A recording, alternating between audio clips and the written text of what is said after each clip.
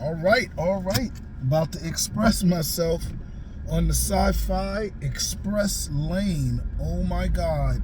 Check it out. So this is a topic, writing in different mediums that I seem like I did a video on, but I was searching through my videos and I didn't find one. And the wild thing is, it's a subject that I seem like I talk about all the time. What is it like to adapt a story to a screenplay for a movie, or write it into a novel, or write it into a comic book script? It seems like I talk about that all the time, but for some reason, I never really made it, maybe not the focus of a video. So anyway, let's get in on this subject. As you know, my history, I started off taking a screenwriting course for Gotham screenwriters back in like '96, and didn't write my first produced screenplay until 2002, 2003, right? And wow, my door's open. Anyway, since then, I wrote about 6 screenplays. My first movie was called Holla If I Kill You, and I wrote that in a notebook, didn't know screenwriting software or nothing like that. And that got released, did very well in 2003. And then 2004, I wrote and produced Gold Digger Killer, and then from there, I started writing all these other ones. And then I ran into a little roadblock, funded for Gold Digger Killer, and then I was, Gold Digger Killer before that. Gold Digger Killer was doing very well, but I was going to more film festivals than I could afford. So to help me offset the cost of the film festivals, I had the brilliant idea of making a comic book for it. And it took longer than I expected, and by the time the comic book came out, the movie was already being released. So it was kind of good because I used the release of the movie to help sell the comic book, and so forth and so on. Then the comic book, that was 2007, 2008. Then the movie never made its budget back, and I didn't get paid for it. The gross $250,000, but I got burned, so I lost all the money that I was using to make a film. My comic book cost about $5,000 to make, and I had used the money that I made back from the film. The little bit that they did pay me, which wasn't my guaranteed payment or any of my residuals, but I made the comic book from it. And then I decided to not make any more movies because I didn't trust the market. And streaming and bootlegging was really prominent, and it just seemed like, damn, you can't make your money back in that time period. It was the writer's strike, so I don't know, I just turned away from it. Also turned away from comic books because the printing of the comic book went up. At the time, comic books was $1, $1.25, $1.99, and then the printing went up to close to be $1.50, and the printing was damn near as much as the comic book was costing. So I didn't know how to. It was before Kickstarter, so I didn't know how to negotiate that world. So I just backed up because I'm a writer. So I have to hire illustrators or partner with illustrators. And again, this was before Facebook really was prominent. I think I joined Facebook in 06. I'm not sure.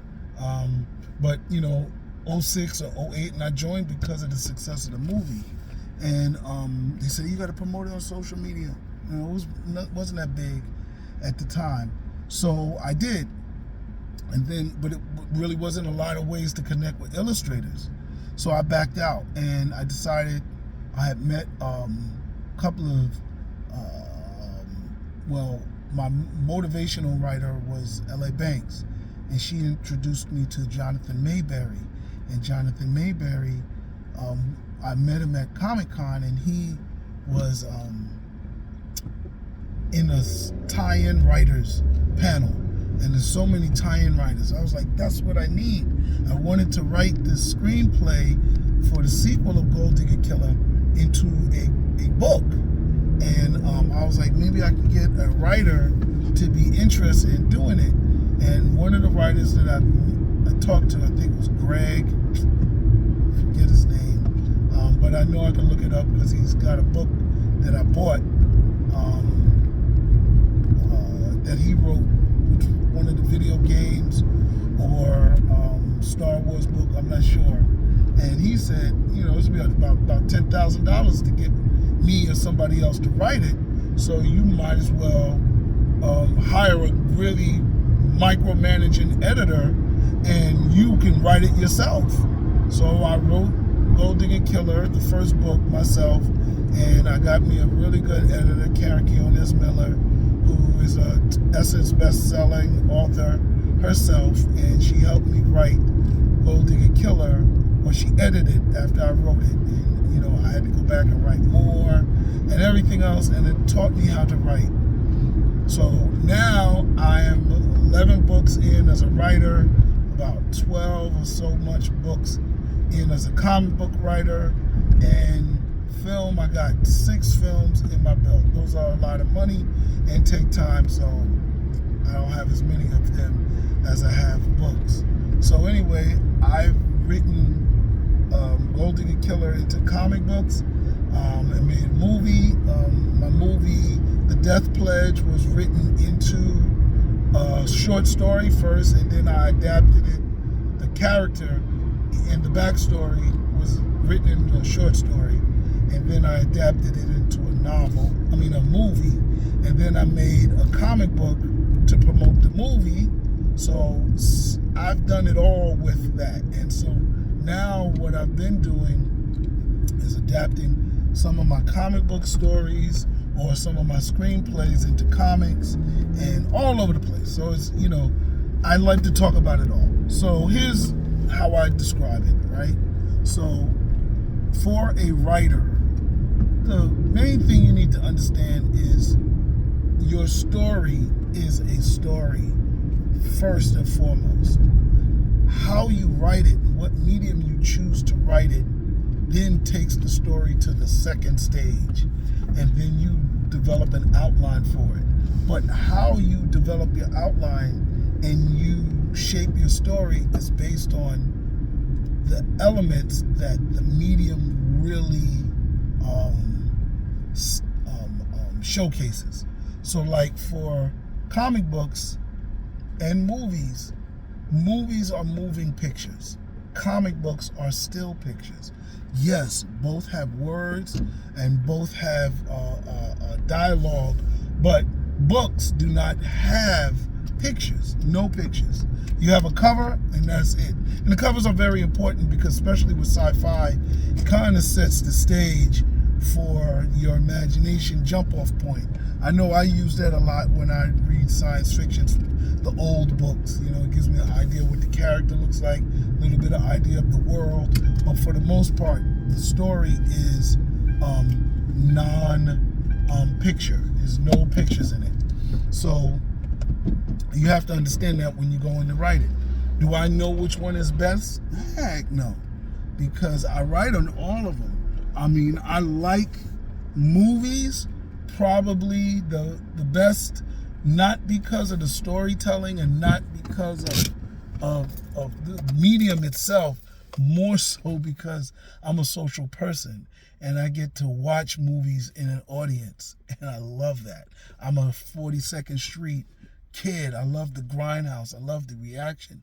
And while people react about comic books and people will review and react about books, seeing it all at the same time is something that separates film from anything else. And that's why I don't like watching it at home unless I got, my wife with me or some other people. So that's, my take on the mediums. So I'll start with book. I think because book is the oldest. Before, I don't know, hieroglyphics, you could probably argue that hieroglyphics were comic books or some sort, but I'm going to start with books because we know that books really existed.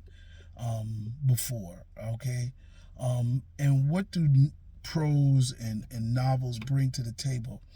In prose, you get to really get into the thoughts and fears and emotions of the character. No action, no visual clues, straight the emotions of the character really get showcased in a book. He was scared, or he had tension, hairs on his arm raised, she quivered. You can show the quivering, no doubt, but not always do people pick up on that. And even with books, sometimes people skip around. So you can show that in a movie or in a comic book. But in a book, it's clear. To me, the strategizing, like when I saw, what's his name? Sherlock Holmes. They showed him strategizing about what he would do when he would fight the guy. But it was a different type of filmmaking, and talented filmmakers and illustrators and editors for comic books can sort of bring some of the same elements in books out. But for the most part, it takes that type of dedication to do it. Whereas in a book, that's already what you have to do.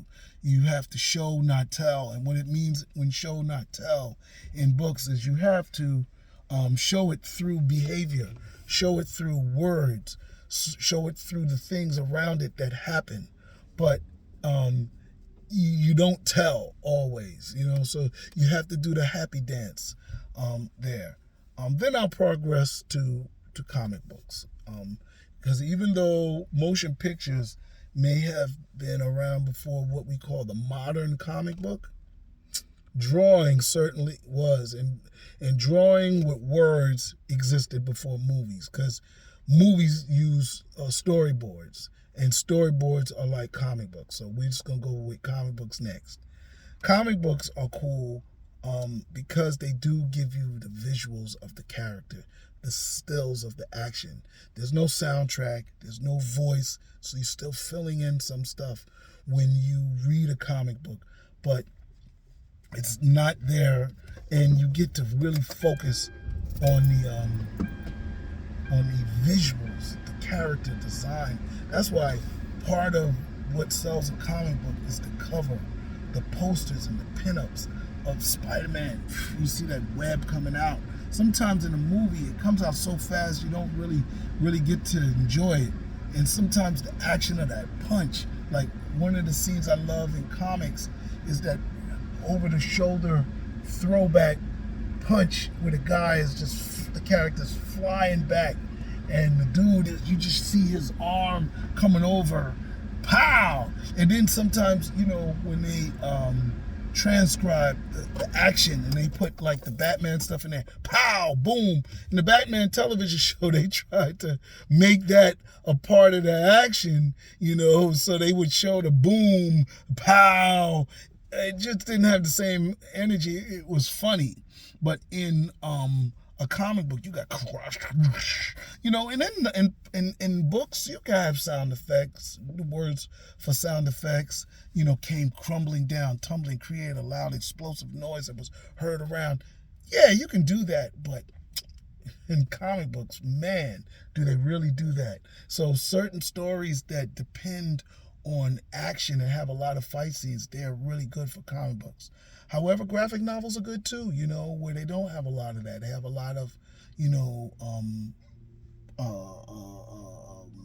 strategy and stuff like that. I remember I read The Kitchen just last year, the one with Tiffany Haddish had made into a movie, and it wasn't, no head or shoulders punch, no Spider-Man web spray coming out, and it was still engaging, and it was very good. Then you have movies, and movies have grown. Like movies when I was growing up, Star Wars first came out, special effects was trash, or special effects was like Sinbad or Flash Gordon, where you still see all the wires and stuff like that, or Godzilla, it was a big giant puppet. Now the special effects have taken the sci-fi game and everything, right? So, there's whole television shows that shot on green screen, characters not dead anymore. They come back to life in CGI. So movies are so picture oriented that you have silent movies. Man, I don't even think I've read a silent comic book, meaning a comic book without words. However, there are pages in comic books that are all action that don't have words. I don't think there's a comic book without words. I'll have to research that. I mean, picture books, okay, maybe that, but not the American comic book. But there's silent movies. Why are there silent movies, and why are silent movies a thing? Well, of course, they didn't have sound to go with the movies, but because motion pictures are so captivating that you could tell a story without motion pictures. I remember, I think it was Charles Dutton, he did a movie with Tretch, and he said for the first 8 minutes of the movie, we didn't want to have any sound, and we just want the emotion of the character. We wanted the raw acting of the character to drive the story. You don't have that in books. You may have words that describe the actions of the characters, no doubt, but they're still words, right? And that's straight telling. And I have to find a book that has the equivalent of things going on in a person's head, because you may have that as the opposite. You may have no action, but all story in the head, and the character in the scene is not moving, but what they're thinking about. But in a movie, you wouldn't just show that person, you would show what's going on in their head. So it's really the opposite. So movies are so action oriented. Of course, we have horror movies that scare you, and they create an action that makes you jump. Then you have comedy that's make you laugh. I don't even know if there's comedy books. Joke books, okay. But comedy books, comedy comics, Mad Magazine's tried it. I've tried it, but it's really very rare, right? Comedies are a genre in movies. Horror, that exists in every medium, thriller, all that does exist. Mystery is every story. So that's kind of it for me. So when you're writing your story, when you're thinking of a story, if it's a comedy, you're really limited to mostly just film, right? Film or television. Depending on how the comedy is, you might be able to tell it in books like I did. The Ass Doctor is a comedic movie, but people will laugh or say I thought it was funny, Books, really, you have to tell a long story to say it's funny, and it's not going to be like Def Comedy Jam funny. It's not going to be Michael Blackson Shang funny with different punchlines in it. It's going to be story funny, right? So all of the genres, maybe I'll do something on that next, where I'll talk about the subgenres. But that's about it. This is a long one. Thank you for riding with me. Like and subscribe. I'm not even driving anymore. I'm not in the express lane per se. But like, subscribe, share, and comment, because I don't want to talk to myself. I'd rather hear from you. Thank you very much. And it went over time, but I hope it was good.